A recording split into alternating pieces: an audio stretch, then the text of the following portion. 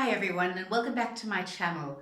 One of my viewers suggested that I make a video on the setup for small hands with short fingers.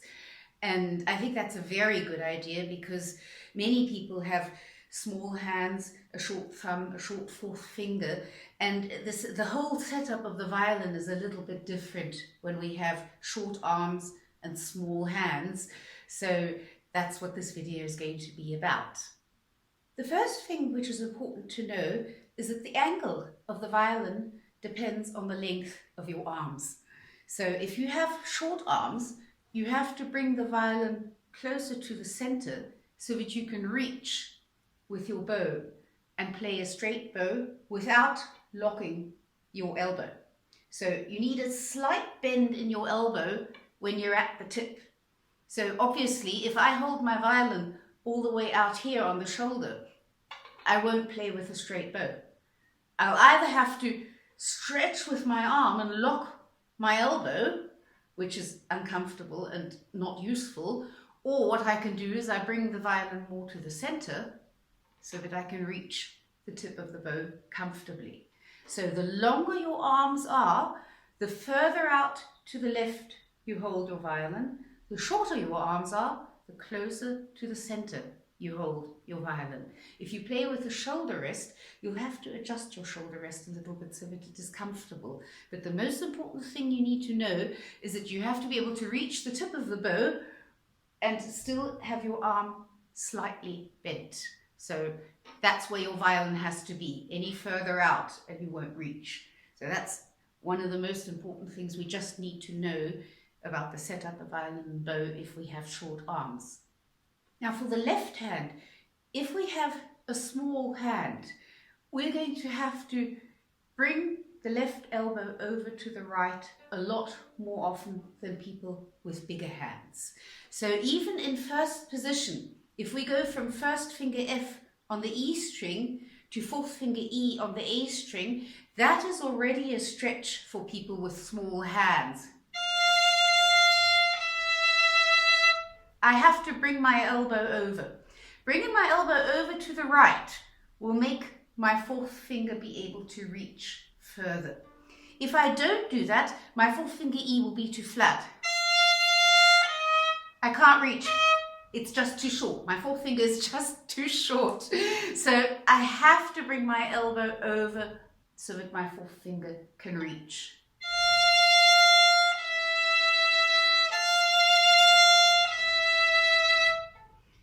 So this is probably the most important thing you need to know. If you have small hands, you're going to have to be a lot more mobile in your elbow position than somebody who has big hands who can do a lot more stretching without needing the help of the elbow. So whenever you notice that, for example, a fourth finger tends to be too flat, make sure that you bring your elbow over to the right enough so that your fourth finger can reach. You'll be able to reach a lot further if you bring the elbow over. Now, obviously this is a bit uncomfortable bringing the elbow so far over to the right, which is why it's very important to release it back to the left as soon as you can. So if I, for example, need to bring my elbow over to reach the fourth finger E,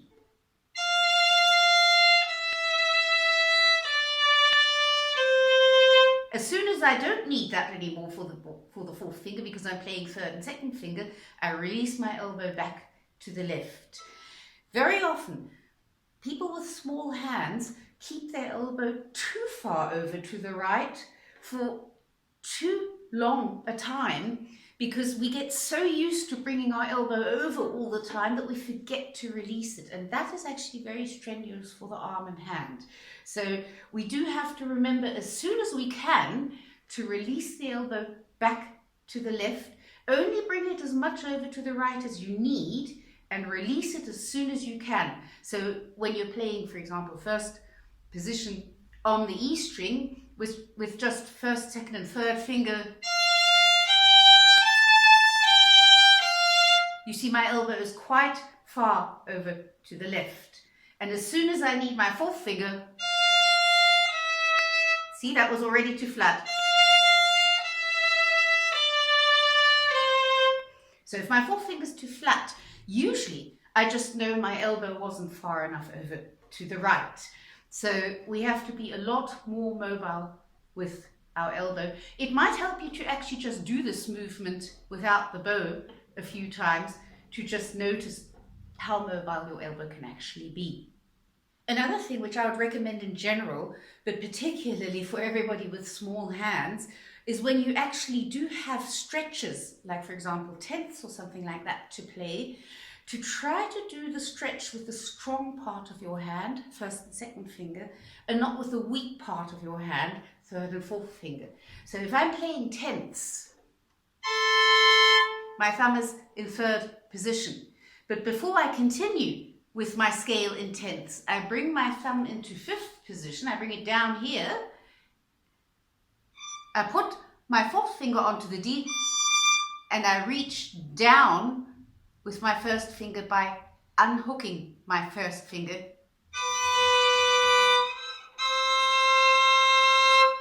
So when I play tenths, the first thing I do is I move my thumb into fifth position and then I reach down. And that way the strong part of my hand is doing the stretch, not the weak part.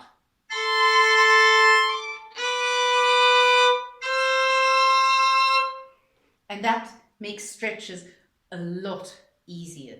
So that's also something which, particularly with small hands, we really do have to watch, that we try to stretch from the higher position into the lower position and not from the lower position up into the higher position, but we reach down for the stretch whenever this is possible. It depends a little bit on context. It's not always possible, but when it's possible, it's much better to reach down.